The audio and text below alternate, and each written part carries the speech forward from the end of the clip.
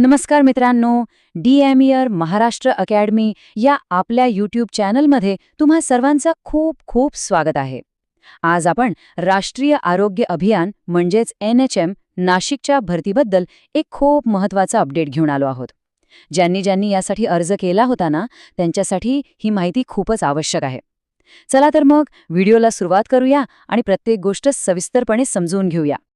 आजच्या या माहिती सत्रामध्ये आपण काय काय बघणार आहोत त्याची ही एक छोटीशी रूपरेषा आहे. सगळ्यात आधी ती महत्त्वाची घोषणा काय आहे ते पाहू. मग जी यादी आली आहे त्यातल्या स्टेटसचा अर्थ काय होतो.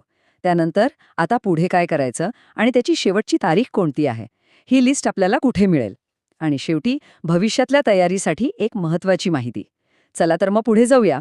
तर सगळ्यात पहिला आणि सगळ्यात महत्त्वाचा मुद्दा, खरं तर हीच ती गुड न्यूज आहे ज्याची आपण सगळे आतुरतेने वाट पाहत होतो. जर उत्तर हो असेल तर पुढची प्रत्येक माहिती, प्रत्येक स्लाइड खूप काळजीपूर्वक पहा, कारण हे थेट तुमच्या करिअरशी संबंधित आहे. हो, अखेर ती लिस्ट लागलेली आहे. पात्र आणि अपात्र उमेदवारांची ऑफिशियल लिस्ट जाहीर झाली आहे, म्हणजे आता आपली प्रतीक्षा संपलेली आहे. बरं, लिस्ट तर आली, पण या लिस्टमध्ये नाव असण्याचा किंवा स्टेटस दिसण्याचा नेमका अर्थ काय आहे हे समजून घेणं खूप गरजेचं आहे. ह्या यादीमध्ये तुम्हाला 2 प्रकारचे स्टेटस दिसतील. एक म्हणजे पात्र आणि दुसरं अपात्र. ज्यांचा स्टेटस पात्र आहे, अभिनंदन, तुमचा अर्ज तात्पुरता स्वीकारला गेला आहे. पण ज्यांचं नाव अपात्र यादीत आहे त्यांनी अजिबात घाबरून जायचं कारण नाही.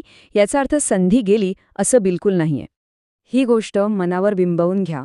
अपात्र स्टेटस म्हणजे रिजेक्शन नाही. अनेकदा काय होतं की काहीतरी छोटंसं डॉक्युमेंट कमी असतं किंवा माहितीत चूक असते आणि ही चूक आपल्याला दुरुस्त करता येते. त्यामुळे निराश व्हायचं नाही, उलट पुढे काय करायचंय ते समजून घ्यायचं. आता हा भाग सगळ्यात महत्त्वाचा आहे, विशेषतः ज्यांचं नाव अपात्र लिस्टमध्ये आहे त्यांच्यासाठी. आता आपल्याला काय ॲक्शन घ्यायची आहे ते पाहूया. ही तारीख आपल्या मोबाईलमध्ये, कॅलेंडरमध्ये लगेच सेव्ह करून ठेवा. 17 एप्रिल 2026 ही तुमच्या हरकती किंवा आवश्यक कागदपत्र सादर करण्याची शेवटची तारीख आहे. यानंतर कोणतेही संधी मिळणार नाही, हे लक्षात ठेवा. आणि हो, फक्त तारीख नाही तर वेळसुद्धा खूप महत्त्वाची आहे. 17 एप्रिलला संध्याकाळी बरोबर 6 वाजेपर्यंतच वेळ आहे. त्यामुळे माझी एकच विनंती आहे, शेवटच्या क्षणाची वाट अजिबात बघू नका. जे काही करायचंय ते लवकरात लवकर करा. ही सगळी प्रक्रिया एकदम सोपी आहे. आपण स्टेप बाय स्टेप पाहूया. सगळ्यात आधी लिस्टमध्ये आपले स्टेटस तपासा. मग अपात्र असण्याचं कारण काय दिलंय ते शोधा. तिसरं, ते कारण दूर करण्यासाठी जी काही योग्य कागदपत्रं आहेत ती गोळा करा. आणि चौथं, दिलेल्या वेळेच्या आत ती सादर करा. बस इतकंच करायचंय. आता सगळ्यांच्या मनात एक प्रश्न आला असेल की ही एवढी महत्त्वाची लिस्ट आपल्याला मिळेल कुठे? तर चला तेही पाहूया. ही संपूर्ण यादी एका PDF फाईलच्या स्वरूपात आहे आणि ती तुम्हाला आपल्या DMER नर्सिंग या टेलिग्राम चॅनलवर टाकलेली आहे. हा सगळ्यात सोपा आणि थेट मार्ग आहे माहिती मिळवण्याचा. ही PDF मिळवणं एकदम सोपं आहे.